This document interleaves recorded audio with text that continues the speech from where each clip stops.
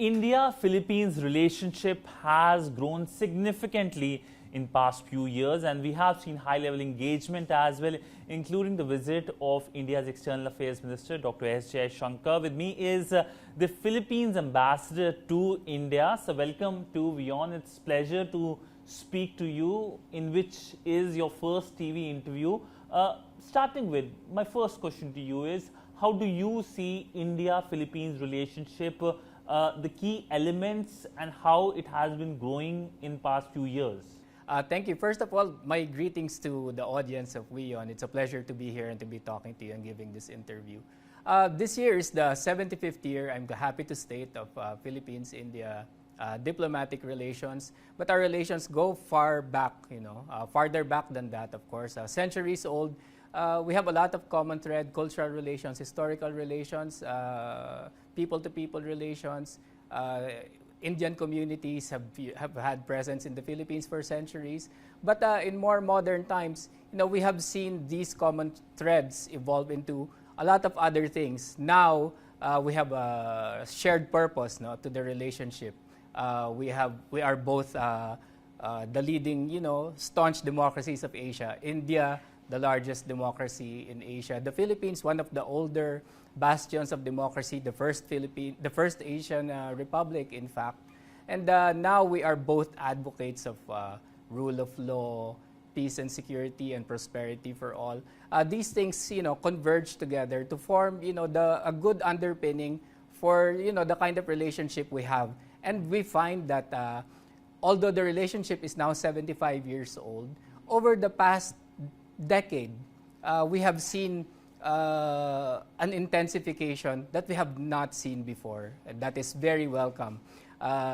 Coming here to India, I'm happy, I'm happy to sort of frame it as the relationship has gone on turbo, so suddenly. It's not a gradual increase; it's like a sudden spike that is very much welcome, and that's where we stand right now. We're trying to bring the relationship. Get it moving across all levels, and much needs to be done, but we're happy where it is right now, and we're looking to be even more busier, working on advancing and making progress in trade, politics, security, defense, people-to-people culture. We'll get all these engines firing. You talked about high-level engagement. We saw the visit of the Indian External Affairs Minister, Dr. S. Jaishankar, and that visit saw India also coming out in support for Philippines' sovereignty as well, at a time when we have seen increased Chinese aggressiveness with your country. How do you see the visit as, and how do you see these comments by the Indian side on your sovereignty at a very crucial time? Well, first of all, speaking purely in terms, within the frame of India-Philippines relations, very much welcome. We're very elated that Dr. Jaishankar, EAM, has visited the Philippines for the second time in as many years, in a way. And this actually, shows the intensification that I was talking about. High-level visits coming, more regularly apace. When I was in Manila about almost 5 years ago, I was part of the team that worked on the visit of then President Kovind. And, this visit by EAM sort of sustains that high-level engagement. Last year, Secretary Manalo was here, and in between, they've had meetings elsewhere in Kampala. We've had phone calls between the leaders. So many high-level engagements, again reflecting the intensification of relations. As for the other question about EAM's remarks about supporting Philippine sovereignty, I think it couldn't have come at a better time. First, because it comes, we look at it within the context of India's clear support for the arbitral award in the arbitration case in the South China Sea. India's clear position of support from June 2023. So that's one context in which we look at it. But the other thing is, it's an important recognition that by the EAM of the Philippines agency with regard to its actions, especially in the South China Sea. If I may, digress a little, for instance, you would hear some narratives, for instance, that what's happening in the waters in the South China Sea, for instance, is a case of rivalry among powers, in which the other littoral states are put forward as if they are just pawns, in a larger chessboard, which cannot be farther than the truth. The EAM's acknowledgement of the Philippines' sovereignty dovetails very clearly with what we have been emphasizing as the Philippines. That is, we determine our own, interests. We have our own sovereignty to protect. We take our actions there. We take our positions there because our own territory, our own sovereign jurisdiction, sovereignty, sovereign rights in the EEZ are being placed under risk. And we, as an independent state, as a sovereign country, has our own policy. We have our own strategic calculus, and we act based on that. And that statement by the EAM, although it's a very short statement, has all these manifold implications that we really appreciate. Sir, I'll come to the bit of the situation when it comes to South China Sea / West Philippine Sea. But let me continue with the India bit. Now, security and defense have been one of the key pillars, which has again seen a sudden spike, as you pointed out. Now, India has sent BrahMos missiles, and this is something that you have got from India. How do you see this acquisition by Philippines from India going forward? Well, I think two things. We have our defense relationship with India has always been there. In 2006, we signed a memorandum, an agreement on defense cooperation that provides the framework that underpins broader cooperation along many lines of defense. For instance, training and education, exchanges, port calls by naval vessels. But of late, again, as a reflection of the intensification of the overall relations, our defense cooperation has also intensified, which is again, very welcome. The BrahMos is significant in the sense that it provides the Philippines, credible deterrence. As you know, for the past decades, we have been modernizing our armed forces, and we have been trying to build credible deterrence. And BrahMos gives us, it's an important start to that ongoing journey. It's an important element of this ongoing journey. So the BrahMos acquisition is a milestone for the Philippines in terms of armed forces modernization and defense, credible defense. But I would also hand it to India. It's also a recognition of India's defense industry, defense capability, and its increasing defense footprint, as well as its overall goal of trying to be a responsible player in the international community. Any plans to get more defense equipments, including BrahMos, from India? I saw a recent report that Philippines plan to get helicopters from India for humanitarian purposes. Well, our defense modernization proceeds in phases. We are now entering our phase 3, and of course, there's a menu of items that our armed forces would like to be able to secure in order to build this, overall modernization and defense position that we would like to attain. The shopping list would be up to our Department of Defense, but certainly, I think what's important to say at this point is that India, being what it is, having the industrial ability, the technology, and I think the proven quality of the products, the defense products that it builds, is certainly one of the important markets, if I may put it that way, one of the important sources that we are looking at, and we are very confident that this kind of cooperation and defense equipment will only go deeper and farther and expand even more in the coming years. In terms of defense, maritime security is also something that there have been cooperation. We recently saw the visit of an Indian Coast Guard ship, which coincided with EM's visit as well. Now India is sending warships to South China Sea, not particularly to Philippines. So how do you see the maritime cooperation happening between these two countries? We look at the maritime sphere. India and the Philippines are both maritime nations. The maritime sphere is very important to us. For the Philippines, especially so, being an archipelagic country, at the western border of the Pacific, and then as a littoral state of the South China Sea, along very important sea lanes of communication. So maritime cooperation with every partner, and especially with India, is something that we value, and we look at it as something that we need to cultivate. The EAM's visit, coinciding with the visit of the Coast Guard, of the Indian Coast Guard vessel, I think exemplifies in very concrete ways how our maritime interests in, for instance, in a peaceful, stable Indo-Pacific, coincide. And that's a very good, I think, symbolic manifestation of it. But we would like to increase our engagement, Coast Guard to Coast Guard, and even Navy to Navy, to look at where we can be able to enhance our cooperation. I mean, of course, there's the security side, but there are also other equally important aspects of maritime cooperation. Now, the blue economy being an important priority now of many countries.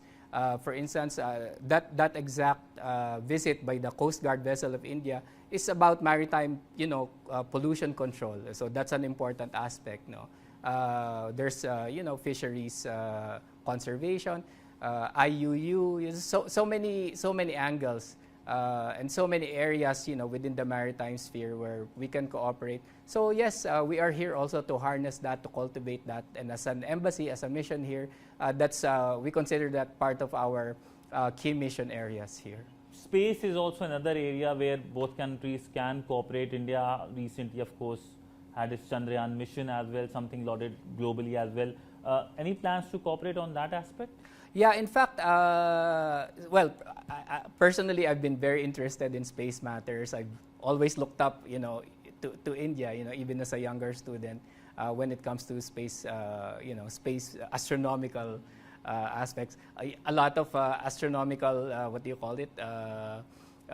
figures and numbers have even the name of their august, Indian developers attached to them. But anyway, beyond that, last year, I think when we had the Joint Commission on Bilateral Cooperation, the meeting between EAM and Secretary Manalo here, part of the joint statement actually pertains to space cooperation, and both countries have begun to look into that. ISRO and our own Philippine Space Agency are looking into areas, where we can deepen cooperation. Now, India has the technology. India has always been there, with launch capabilities, satellite capability already proven. Philippines, we are in the nascent stages, but the peaceful uses of outer space, of which there are many other sub areas, is a field that we should be able to cooperate with. First, in capacity building, of course, in this area, it would be the Philippines looking to India for that, just because of you have greater experience. But space cooperation. There's remote sensing, for instance, via satellites, which has applications not only in security, it has applications when it comes to the environment, climate change, fisheries, land use, pollution control, even other disaster risk response. No? So space is an area that should not be set aside, and I'm glad that as Philippines and India, we have now very clearly put it on our agenda. My last bit on the India aspect of the relationship, on a wider domain, which is people-to-people relationship. Why should Indians go to Philippines for tourism purposes and for education purposes, if you can elaborate to us? Well, geographically, ASEAN and India are neighbors, but when you look at it, in that geography, the Philippines and India are on the farthest limits of that kind of geography, and I think it's about time that the Philippines and India discovered each other in terms of actual visits. The Philippines has a lot to offer to India, although the Philippines and India, although we sit along roughly the same latitude, I think geography has blessed our countries in different ways. I mean, India has its own cultural and natural wonders, which I'm eager to discover, whether it be, inland or by the sea, by the shore. The Philippines as an archipelago, of course, it's a different kind of complexion, especially, the beach experience would be different. And I think that's not an unjustified assumption that, for instance, I know that Indians travel a lot to beach destinations even outside India, because beach quality differs. And they've been to other areas in Southeast Asia. I think it's about time they saw for themselves what the Philippines has to offer, and to see that it's actually the best that is out there. 7,000 plus islands, all of those has its own beaches. We offer more than just beaches. The Philippines has a rich history, so we have a lot of heritage destinations as well that I'm sure Indians will appreciate. We have urban destinations, we have good shopping, we have good nightlife. Any visit to the Philippines would not be complete without exposing yourself to the food, to the music. So much to discover. But I always say that this is reciprocal. We would also want our countrymen, Filipinos, to come and visit India. So because there are many things also to discover and to appreciate in India. So I think tourism is a way of mutual self-discovery for both countries that will ultimately drive closer people-to-people relations, but ultimately overall relations. So in that sense, tourism is important. As ambassador, I would like to be able, early during my term, to emphasize to restore direct flights because that factors into the decision of travelers, where to go. So direct flights would be important. And then like to, maybe promote each other even more in terms of conventions, meetings, weddings, filming. So these are, so many areas, in which we would want to promote the Philippines to the Indian market. Now, moving to the international bit, we have seen almost daily headlines as to what is happening in South China Sea or West Philippine Sea. We have seen the usage of water cannons by the Chinese forces against Filipino boats, which is something that has truly shocked the world. So, if we can talk about the assessment, what is the situation, how dangerous is the situation for not only Indo-Pacific but for the world? Yes, I think before we talk about the specific incidents, I think what it behooves us to clarify at the first instance, that the area where this is happening in the West Philippine Sea, the area of dispute, supposedly has been clarified. It's clear under the UNCLOS. It's been clarified even further and definitively by the arbitral award of 2016. So it's important to clarify at this early stage that it's not an equal dispute, if I may say so, because the Philippines stands on firm legal ground as to what its entitlements are, as to what its rights and what its rights are, within the West Philippine Sea. So it's important to lay down that context, before we talk about, what's happening there. And now I proceed, So what's happening there is that the Philippines is exercising its jurisdiction, its rights over those waters, whether it be territorial sea or whether it be farther out within the Philippine EEZ and area, and the continental shelf. So those are areas where the Philippines very clearly has legal authority under international law to exercise those rights, those actions. But the other party makes it appear that we don't, by asserting its claim legally baseless as it may be. In any case, it does not stop us from conducting our own humanitarian missions, supply missions, and all that.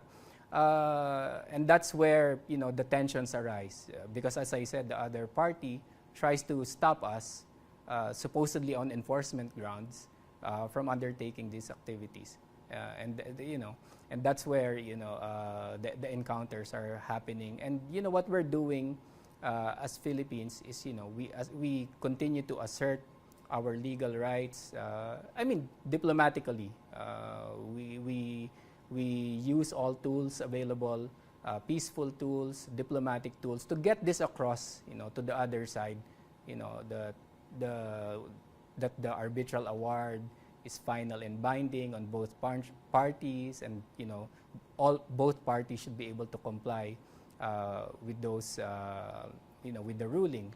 What we're happy with is that there's a growing number of countries that support us, you know, in this regard, and that have affirmed even the arbitral award. You know, echoing that, I think more recently we have the G7 issuing a joint communique, also citing the arbitral award. Of course, I will take this opportunity to again thank the government of India for affirming that arbitral award. So this is the underlying context within which those encounters are happening at sea. And unfortunately, they are continuing, but we will not be deterred by, you know, legally baseless, aggressive actions or acts of intimidation.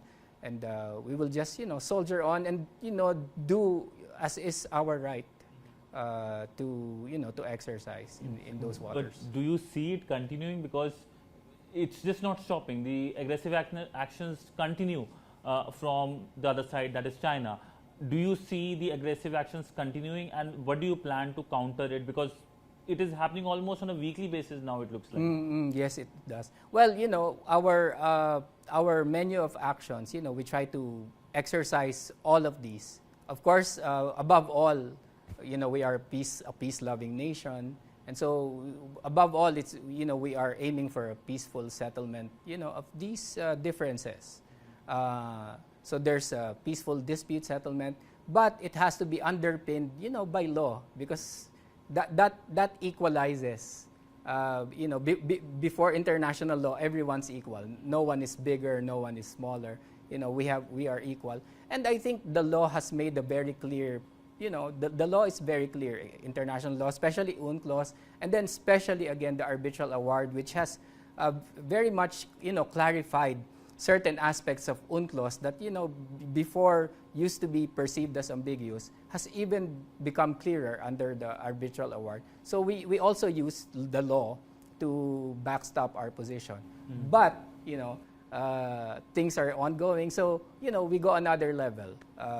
There is also a battle being waged in the, you know, in the theater of public opinion. You know, the other side says, you know, you provoked, etc., etc. So what we're doing is to show the world what's actually happening on the waters. Well, on the ground, in a manner of speaking, but on the waters. So we have this transparency campaign ongoing, and that's what you see. You know, what you see on your screens, on your television, is actually, you know, part of the product of this transparency campaign, whereby, you know, media accompany us, international or domestic, accompany us and see for themselves, you know, who's telling the truth. You know, what have kind you of briefed the Indian side about these incidences? While we all have seen the visuals, have you formally briefed the Indian side that this is the position, and what has been the reaction from the Indian side? Well, we are always in touch, you know, with our Indian colleagues, whether it be in Manila or here.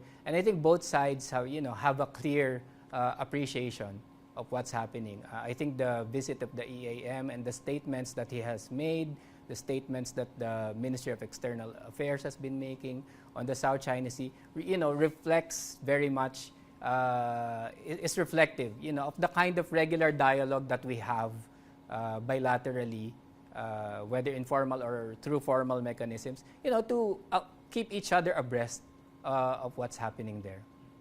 So my final question to you is a little more international developments and multilateralism. The new group on the block, that's the Squad. How do you see this group emerging as? Do you think this group can and will be able to counter the Chinese aggressiveness?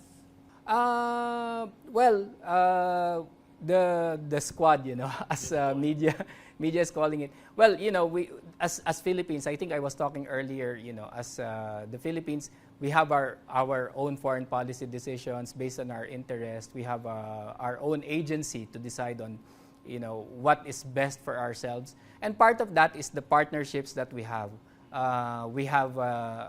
As everyone knows, we have an alliance, formal alliance with the security treaty, with the U.S. We have a strategic partner in Australia, similar with Japan, and these converge naturally, especially because these four countries are in the Pacific area. Of course, we talk about the larger Indo-Pacific, but in the sense that we are Pacific countries, we also want to focus on the imperatives in that area. And it's natural for these four countries, as Pacific countries, to be working on areas of mutual concern. So I think there lies the imperative and the driver behind Squad. Now, the other part of the question, we strongly believe that these are not competing, not at all.